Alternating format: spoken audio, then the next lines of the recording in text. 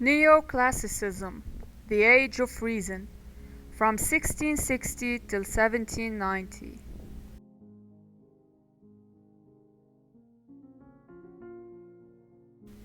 Neoclassicism was a Western cultural movement in the decorative and visual arts, literature, theater, music, and architecture that drew inspiration from the art and culture of classical antiquity.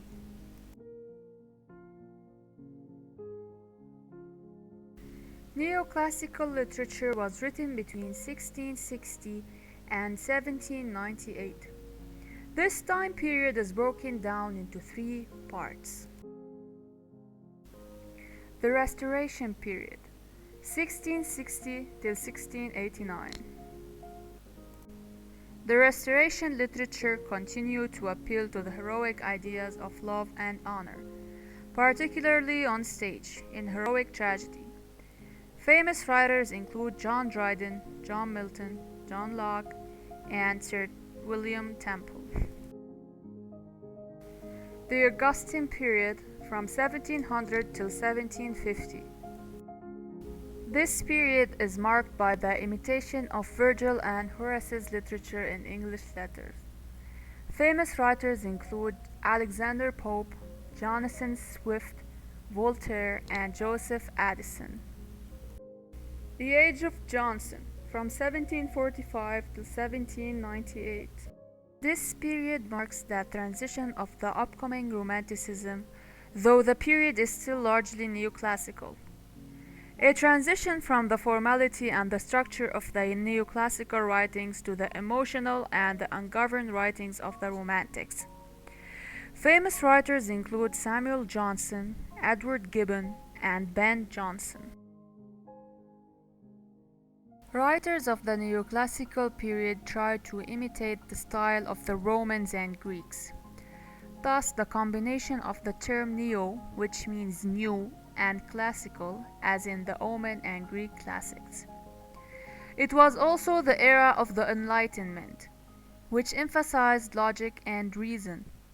It was preceded by the Renaissance and followed by the Romantic era.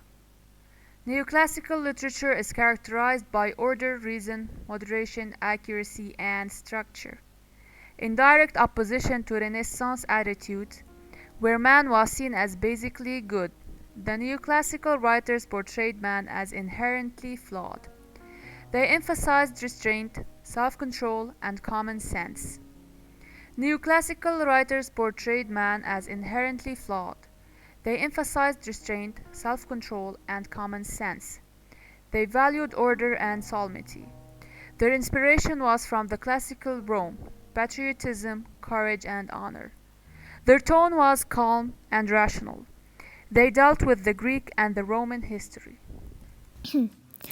The greatest man of letters between Pope and Wordsworth, Samuel Johnson, was born at Lichfield in 1709. He wrote such poem called London and produced The Vanity of a Human We Sheds and a tragedy Irene in 1749. Johnson, however, is responsible and mainly known for composing the Dictionary of the English Language, in which he undertook not only to define but also to illustrate his definitions by the quotations taken from the whole range of English literature. Though weak in etymology and philology, this work led to the foundation of English lexicography. He also founded the famous The Club in 1764, where many great men conversed every night. He died in 1784 and was buried in Westminster Abbey. In poetry, as a moralist, he is characterized by remarkable sanity and massive common sense. Broadly speaking, he is a pessimist. He declared that life is a progress from want to want, not from enjoyment to enjoyment. As a prose writer, Johnson gives us a style which is highly Latinized in vocabulary and in sentence structure, is marked by elaborate balance and antithesis. His way of writing is pompous and heavy, but it's never obscure. Characteristics of the Neoclassical Age or Johnsonian Age. In prose, though it's quite impossible to dogmatize and useless to quarrel about the actual beginning in England of that particular kind of prose fiction which we now call the novel, it's quite safe to say that its firm establishment and assured popularity date from the age of Johnson and may be indeed be accounted the greatest achievement of that age. The great historical significance of the novel from both the literary and social points of view include a. The popularity of the novel coincided with a very largely dependent upon the growth of a miscellaneous reading public and of a public in which women were becoming increasingly numerous and influential. B. The novel was a sign that literature was beginning to outgrow the cramping limitations of classicism. C. The rise of the novel was one result of the democratic movement in England. The famous novelist of this age was Samuel Richardson. In poem, the chief characteristics of the neoclassical poetry include a. Emotion, passion, and imagination invaded poetry to the destruction of its dry intellectuality, and the old narrow didactic principles were discarded. B. Poetry ceased to concern itself chiefly in town and began to deal with nature and rustic life. C. Romantic spirit was revived, and the revival brought with it great changes in the themes and temper of verse. D. They moved away from the stereotyped convention.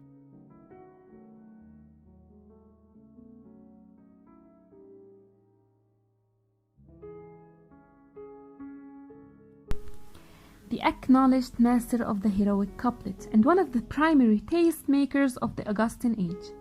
The British writer Alexander Pope was a central figure in the neoclassical movement of the early 18th century. He is known for having perfected the rhymed heroic couplet form of his idol John Dryden and turned it into satiric, discursive, and philosophical purposes.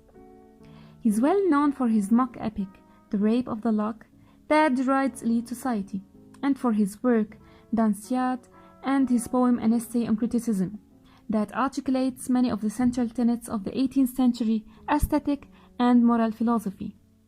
An Essay on Criticism is a virtuosic exposition of literary theory, poetic practice, and moral philosophy.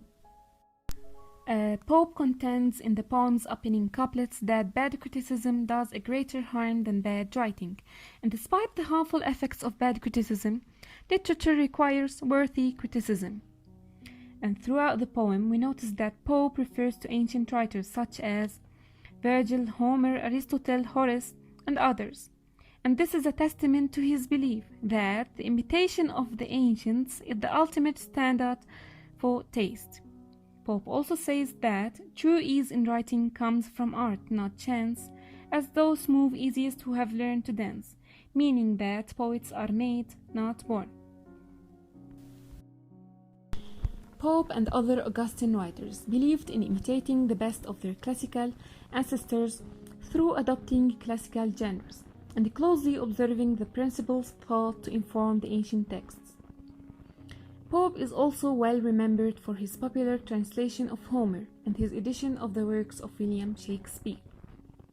Finally, although a major cultural figure of the 18th century, Pope fell out of favor in the Romantic era, as the neoclassical appetite for form was replaced by a vogue for sincerity and authenticity. Interest in his poetry was revived in the early 20th century. He is recognized as a great formal master, an eloquent expositor of the spirit of his age, and a representative of the culture and politics of the Enlightenment.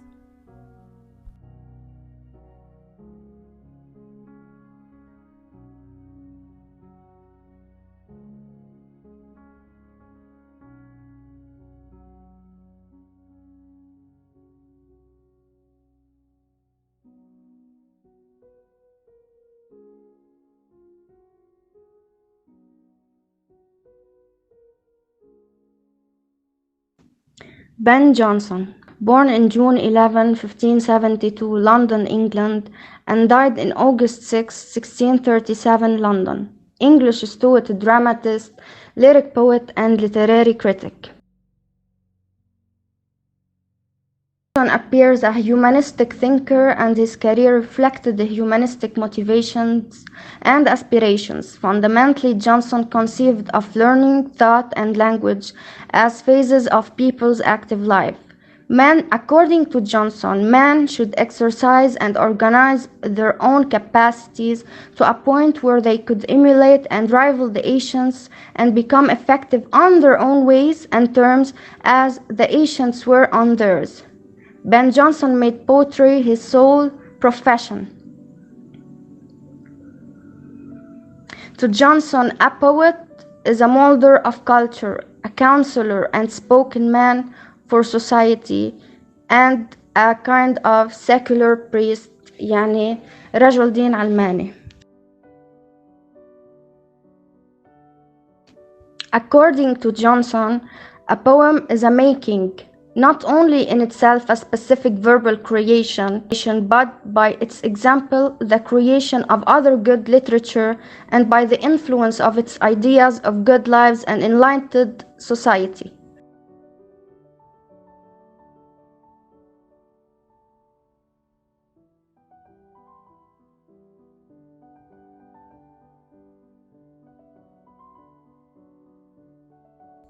He felt that all literary forms were the realm of the poet, and that the earnest poet was obligated to attempt to use all of them well. He wrote what our literary categorized, and he wrote poetry and translated Horace's Ars Poetica, Art of Poetry, worked on the English grammar, and compiled Timber or Discoveries, one of his time's important records of literary thought.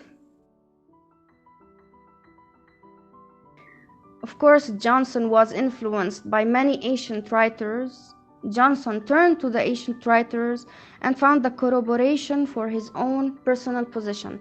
He revived the classical concepts of poetry and argued for the return of form and scholarly correctness in composition. Johnson has been considered to fall into the stream of literature which preceded the Neoclassicists. According to Johnson, the poet may create his own fable. Fable means a myth, or he may beautify and revitalize an actual example in order to make it more pleasing and interesting. This fact ranks the poet with nature as a maker. The poet is an imitator of nature, and that he too creates. He creates example. He first creates an artistic piece of literature, the poem in its written form. It is an independent object, free of his own personality. In this way, the poem makes in the reader a noble person, a certain understanding, an attitude.